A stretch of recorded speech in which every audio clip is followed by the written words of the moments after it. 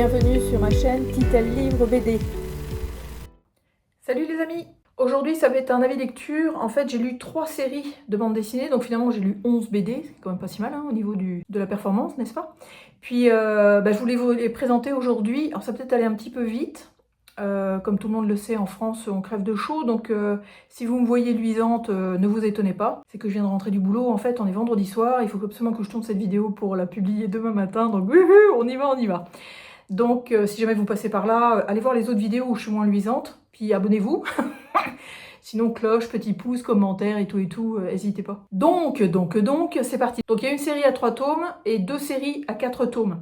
La première série est un petit peu vieille, entre guillemets vieille, hein, tout est relatif évidemment, mais elle date quand même de 2006 pour le deuxième tome, donc 2005 pour le premier, puis 2007 pour le troisième. Donc, c'est chez Dargaud, et c'est dessiné et scénarisé par Jean-Paul Krasinski. Donc si vous ne le connaissez pas encore, n'hésitez pas. Moi j'ai adoré De Pierre et d'Os, donc sa dernière bande dessinée en fait qu'il a éditée avant de décéder malheureusement. Donc je me suis dit je vais acheter effectivement les autres bandes dessinées qu'il a faites, histoire de voir. Et je me suis acheté donc en 3 tomes, donc 1, 2, 3, Les Cœurs Boudinés. Donc je sais pas si je l'ai pas mis, non, je l'ai pas mis dans l'ordre, on va faire ça comme ça. Donc Les Cœurs Boudinés, donc comme ceci. Ça c'est le 1, ça c'est le 2 et ça c'est le 3. C'est cool, en fait c'est des petites histoires avec plusieurs personnes, plusieurs jeunes femmes assez rondouillardes, d'où le titre Les Cœurs Boudinés, qui en fait ont des histoires d'amour et de rencontres et des mésaventures ou des aventures superbes ou tout ça. Donc c'est assez sympathique. J'avoue que le tome 1 et le tome 2 sont plus des petites histoires les unes à côté des autres, avec des personnages quand même qui se suivent le temps de l'histoire. Mais c'est le 3 que j'ai préféré, donc pour l'instant je vais vous parler du 1 et du 2. Dans le 1, il y a 5 histoires en fait, comme c'est mis en sous-titre, 5 histoires sucrées-salées de femmes et d'hommes à croquer. Donc c'est bien celui-là. Et effectivement, comme vous pouvez voir, voilà les 5 nanas en fait. Et il parle de Cœurs Boudinés parce que je ne sais pas pourquoi il doit peut-être avoir une prédilection pour les femmes un petit peu rondes, mais c'est ça, elles sont toutes rondouillardes en fait, ces femmes-là. Et ça peut partir en couille, ça peut être extraordinaire en fonction effectivement de chaque personnalité féminine qu'il a mis en place. Et alors des fois elles sont extrêmement naïves, d'autres fois elles sont super badass. C'est vraiment chouette. Je trouve que ces personnages sont quand même assez bien trempés. Puis les gars sont très spéciaux. Et le dessin de Krasinski sur cette série-là, c'est ça. Donc, couleur chouette, dessin un petit peu carré, je dirais, un petit peu anguleux, je dis presque. Puis effectivement, ces nanas, en fait, sont très personnalisées. Donc, comme je vous dis, des fois, ça peut être très naïf, donc elles se font avoir par n'importe qui, enfin, surtout les mecs. Et les gars aussi, en fait, peuvent se faire avoir par ces filles-là. Donc, ce sont des portraits de femmes assez intéressants. La rondeur, en fait, de ces femmes-là n'est pas du tout soulignée. C'est pas du tout... Enfin, sur certains personnages, oui, parce qu'il y a malheureusement, quand on est à l'école et qu'on est jeune et qu'on a une copine hyper filiforme et que nous, on est un peu rond, bah forcément, on s'en prend plein la gueule. Mais généralement, c'est pas forcément sur ce thème de rondeur, en fait, qu'il a posé, effectivement, chaque personnage et chaque action, chaque rencontre, etc. Des fois, il y a des hommes qui sont hyper touchants, en fait, dans leur façon d'être, dans leur façon de réagir, effectivement, par rapport à ces héroïnes. Donc, non, j'ai trouvé ça très chouette. Ça fait pas dans la dentelle, quand même, parce que c'est quand même assez réaliste, même si, effectivement, des fois, le dessin peut paraître un petit peu spécial, mais on suit ces personnages-là, ces femmes-là, en fait, avec beaucoup de plaisir. Alors, elles n'ont pas de lien les unes entre les autres, effectivement, elles sont plus individuelles. Donc, c'est assez sympathique. Et puis, c'est ça. Donc, ça donne un ton, effectivement, à la rencontre amoureuse, quelle qu'elle soit. Effectivement, quelle que soit la personne qu'elle rencontre. Ça peut être très salé, comme ça peut être très stupide, ou ça peut être... Enfin, les mecs, on a envie que de leur taper dessus, en fait, en leur faisant prendre conscience que c'est ça, ils sont pas du tout dans l'air du temps par rapport aux femmes. Donc non, c'est très chouette, c'est assez caustique, c'est assez droit au but et tout, donc j'ai bien aimé.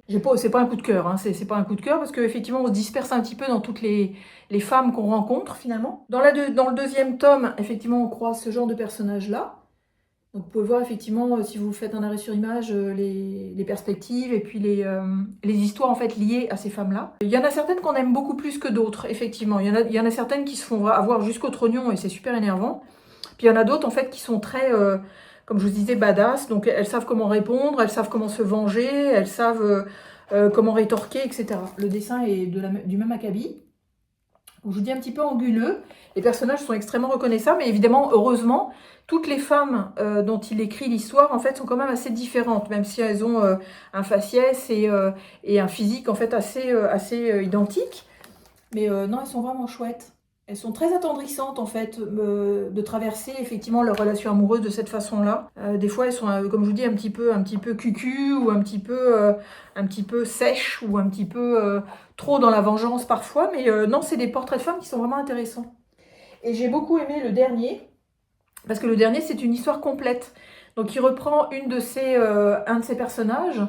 On retrouve Rosie, donc l'anglaise qui a fait un bébé toute seule, et j'ai trouvé ça vraiment chouette.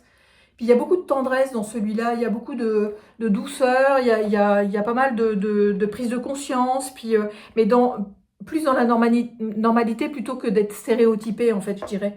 Donc on suit vraiment le personnage de Rosie, au travers des rencontres qu'elle fait et de son envie d'avoir un père pour sa fille ou pas. Enfin, c'est vraiment chouette. Alors aussi, effectivement, ça donne ça au niveau du dessin. Il y a plein de touches d'humour. Enfin, je veux dire, c'est quand même assez sympathique en fait à lire, vraiment. Comme je vous dis, on s'attache beaucoup aux personnages. Puis chaque personnage a vraiment un type très appuyé et très spécifique en fait. Donc, non, vraiment chouette. La petite môme, elle est mignonne comme tout aussi. Elle a aussi son rôle dans l'histoire, parce que c'est quand même la fille de l'héroïne, quoi.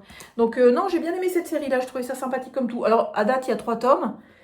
J'imagine qu'il n'y en aura pas d'autres, puisque, effectivement, M. Krasinski nous a quittés. Donc, Mais bref, donc non, vraiment, vraiment, vraiment chouette. Une bonne série. Enfin, une série un peu à l'ancienne, mais avec des beaux portraits de femmes, effectivement. En 4 tomes, cette fois-ci, comme je disais, là, on est chez Rue de Sèvres. Je vais essayer de les mettre dans l'ordre, quand même. Et je l'avais lu déjà en fait en bibliothèque, et finalement je me suis lancée dans l'achat parce que j'ai trouvé un espèce de coffret avec des ex-libris, donc c'est sympa comme tout aussi. Et donc c'est Loisel au scénario et Pont au dessin, et c'est donc un putain de salopard. Je pense que c'est Isabelle à la couleur, si je ne me trompe pas. Donc le tome 1, tome 2, tome 3 et tome 4. Donc ça donne ça. Donc ça se passe dans la jungle, en fait, on va suivre un jeune homme, donc dans la jungle amazonienne, au Brésil, parce qu'on va suivre un jeune homme, en fait, qui s'appelle Max, qui vient au Brésil suite au décès de sa mère, pour trouver qui est son père. Alors, il a 2 photos avec lui. Attends, quand je parlais d'ex-libris, tiens, ça donne ça. C'est vraiment chouette, hein, c'est joli comme tout. Donc, effectivement, il a 2 photos avec lui. Il a la photo de 2 hommes, donc photographiée avec sa mère, et il ne sait pas lequel des 2 est son père. Donc, il vient, en fait, chercher qui est ce père-là. Il avait comme des indices, effectivement, de savoir à peu près où les trouver. Et quand il arrive, effectivement, au Brésil, bah, il tombe sur 2 nanas, en fait, donc une petite ronde et une plus grande, qui sont un couple, qui, en fait, vont un petit peu le prendre sous leur aile, quoi. Et il va connaître une 3e amie. En fait, elles s'appellent toutes avec des C. Donc, il y a Corinne, qui est assez délurée, assez personnage, en fait, limite nympho, d'ailleurs.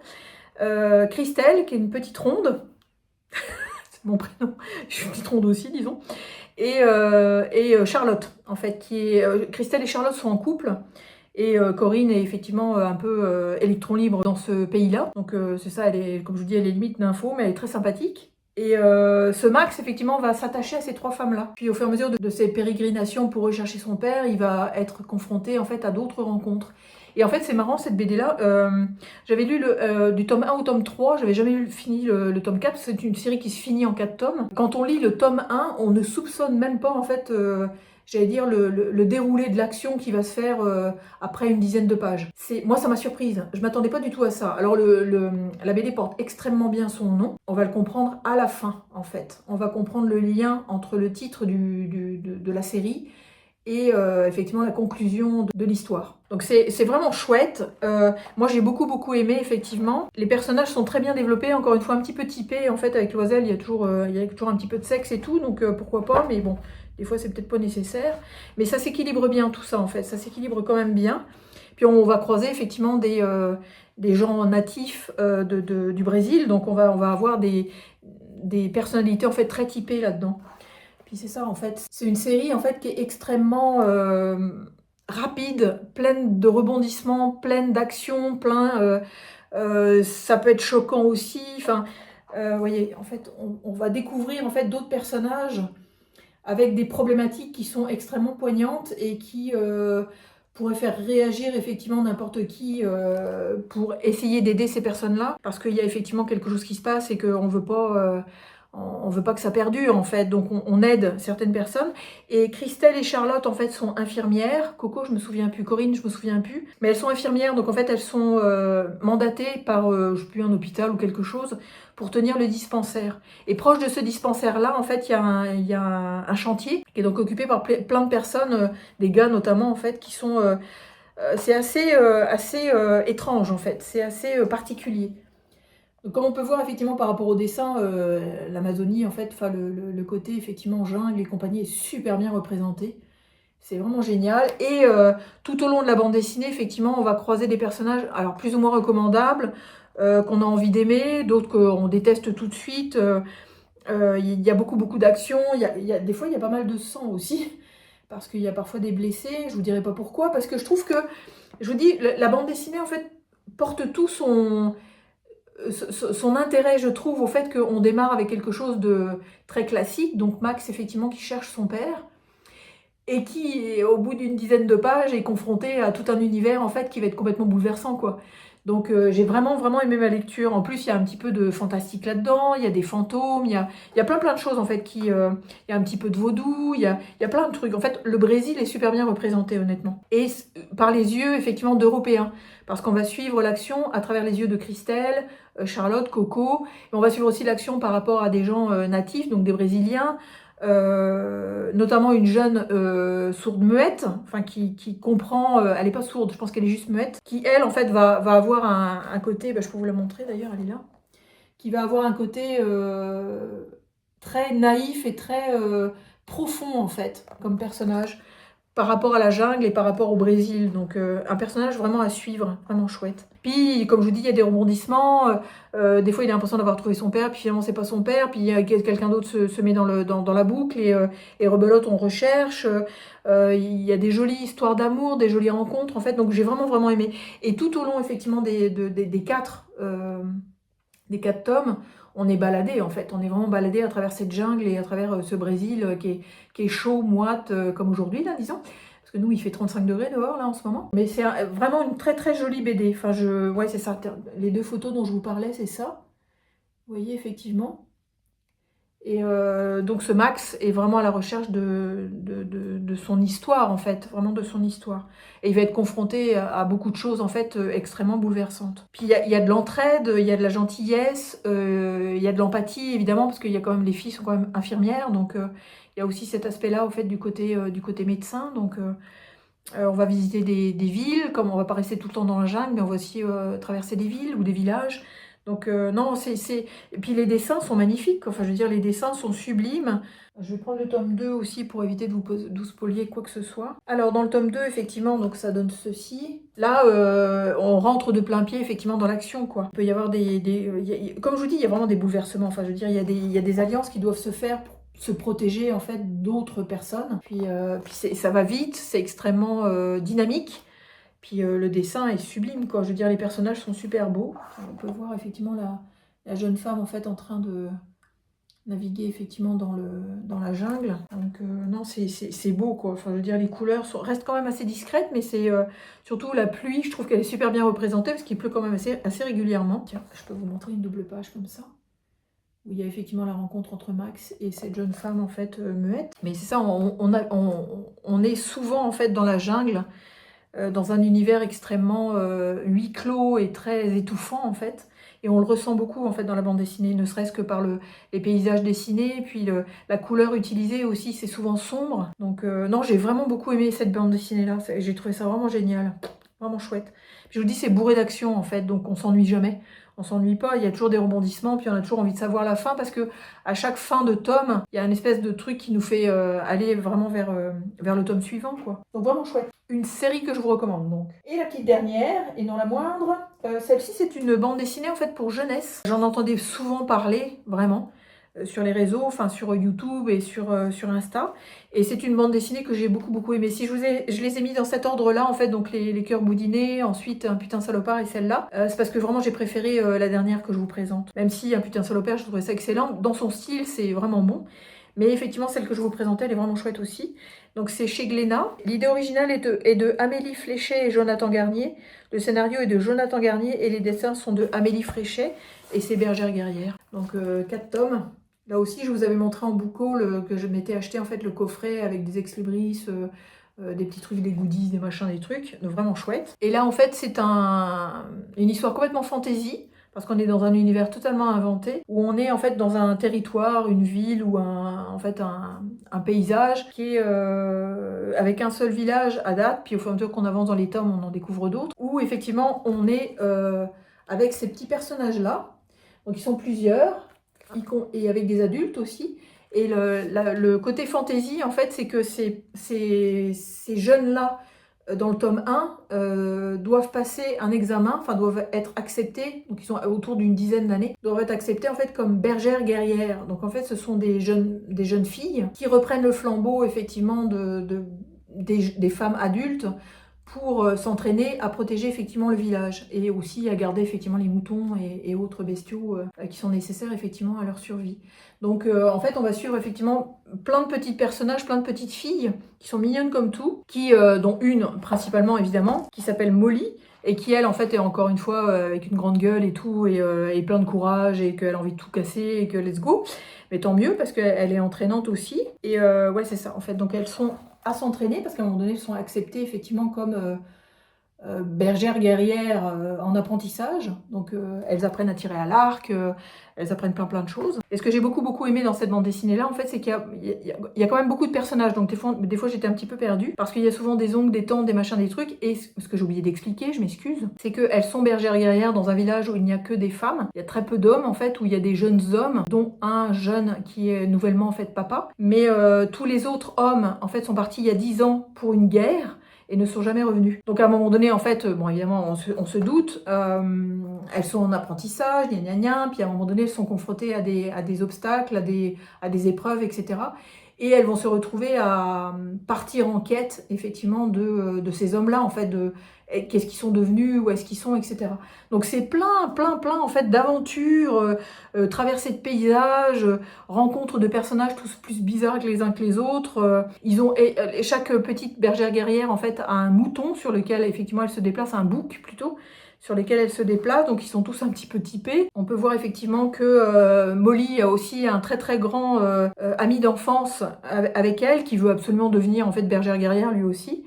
Puis c'est ça en fait, toute leur aventure va être basée sur, on est en apprentissage comme bergère guerrière, parce que notre objectif c'est effectivement de protéger le village et de devenir en fait super guerrière quoi. Et le fait de partir en quête malgré elle, parce que dans cette bande dessinée là aussi, à chaque fin de tome, on n'a qu'une envie, c'est de lire le deuxième, parce que ça arrive toujours sur un cliffhanger, donc on a toujours envie de savoir qu'est-ce qui se passe après. Et à la fin du tome 1, il y a quelque chose qui va les provoquer, en fait, qui va provoquer l'action, et elles vont être obligées effectivement de partir ensemble pour franchir d'autres paysages, etc. Donc c'est vraiment chouette, le dessin est mignon comme tout, le dessin est super joli, les couleurs sont chouettes comme tout, les personnages sont encore une fois bien dessinés, surtout que Molly en fait elle est rousse, donc elle est facile à repérer. Puis vous voyez en fait le garçon veut essayer effectivement de devenir bergère guerrière, donc en fait il se déguise. Il trompe personne parce que tout le monde le connaît. Mais les dessins sont super mignons. Ça reste quand même des enfants qui sont effectivement les héros de cette bande dessinée-là. Donc il y a des pleurs, il y a de la douceur, il y a de la tendresse. Il y a aussi les relations mère-fille qu'on voit beaucoup. Parce que Molly elle est quand même assez caractérielle, donc des fois la maman elle en a un petit peu marre, mais elle essaye toujours effectivement de la raccrocher avec elle. Mais vous voyez comme c'est joli, c'est vraiment joli comme tout. C'est délicat, c'est tout rond. Les dessins sont quand même assez ronds. Les nez sont très marqués, je trouve. Tiens, on peut voir 3 copines, là. Comme ça, avec Molly au milieu, puis une petite timide, effectivement toute brunette, et l'autre qui est un petit peu plus... qui est super bonne guerrière aussi. Et elles vont être accompagnées, parce qu'elles partent pas toutes seules à 10 ans quand même, mais elles vont être accompagnées effectivement de femmes qui sont déjà guerrières, donc soit des mamans, des tantes ou des grands-mères. Donc il y a une grand-mère qui est quand même assez typée. Tiens, je peux vous la montrer. Elle est là.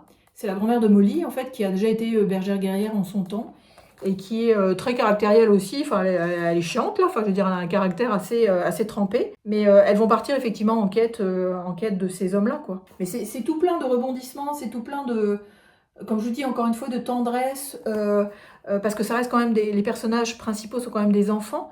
Donc ça reste quand même des fois très drôle, très mignon, ils sont en entraînement, donc forcément ça pleure des fois, ça se casse la gueule, ça réussit pas, donc il faut les encourager. Enfin, et en fait elles vont être en apprentissage malgré elles, à travers leur quête, quoi, à travers le fait elles sont obligées de partir en vadrouille et d'aller peut-être éventuellement délivrer en fait les hommes, délivrer ou retrouver ou se rendre compte qu'il y en a certains qui sont morts ou qui sont vivants. Enfin, c'est quand même assez complexe comme histoire, je trouve. On croise des personnages aussi qui sont des fois très bizarres. Il y a un petit côté écologique aussi pas mal là-dedans parce que certaines tribus sont très basées sur la nature, sur la protection de la flore et de la faune. Donc non, non, c'est vraiment chouette. Beaucoup. Et puis je vous dis, effectivement, regardez-moi ça, si elles sont pas chouettes, elles sont vraiment cool. Sourcils froncés, let's go, avec des armes et tout. Donc, puis l'univers aussi est très chouette. L'univers qu'elle traverse, en fait, est très foisonnant. Il y a beaucoup, effectivement, de rencontres et de personnages qu'on découvre. Il y a aussi des oncles, en fait, ou des grands-pères, ou qui ne pouvaient pas partir, effectivement, avec les hommes qui sont partis une dizaine d'années parce qu'ils étaient éclopés, ou parce que effectivement ils étaient vieux, ou parce qu'ils étaient plus capables, effectivement, de partir. Puis, il y a des jeunes hommes, effectivement, qui ont fini par grandir, donc qui sont un petit peu plus costauds et tout. Mais c'est quand même ciblé bergère guerrière. Donc c'est quand même, ça vise quand même le côté féministe, en fait, de la chose. Ouais, vraiment, vraiment chouette. Enfin, moi, je les ai bouffés, en fait. Je les ai lus, je pense, en une après-midi, tellement j'étais accrochée par l'histoire. Puis je voulais savoir jusqu'où ça allait mener, parce qu'il y a plein de thèmes, en fait, différents, comme je vous dis, sororité, amitié, relation mère-fille, relation génération aussi, puisque la grand-mère, etc. Puis, quelle est la place des hommes par rapport à tout ça, j'ai vraiment trouvé ça vraiment chouette. Vraiment, vraiment chouette. Le dessin est vraiment mignon comme tout, je les adore, ils sont mignons. Voilà pour ces 3 séries, effectivement, que j'ai lues cette semaine. Je les ai lues cette semaine, j'ai dû commencer le week-end dernier. J'ai fini mercredi ou jeudi, je sais plus, donc hier ou avant-hier. Puis vraiment un bon moment. Ça faisait longtemps que j'avais pas lu, en fait, des séries BD, parce que souvent on est plus tourné effectivement vers le one-shot, parce que on manque de temps, enfin je manque des fois de temps pour lire. Donc un one-shot c'est plus rapide, on arrive à la fin plus rapidement, donc je peux faire une chronique plus rapidement aussi, c'est sûr. Mais c'est ça, donc les séries qui sont à 2, 3, 4 tomes, peut-être 5 tomes au grand pire, c'est vraiment bien agréable. Des fois quand ça commence à se prolonger un peu, ça commence à être un petit peu chiant, mais quand on aime les personnages et quand on aime effectivement l'histoire, et que ça se renouvelle, et que ça bouge, et que c'est des thèmes qui nous touchent et qui sont intéressants, c'est sûr que c'est ça, on pourra en lire 42, quoi.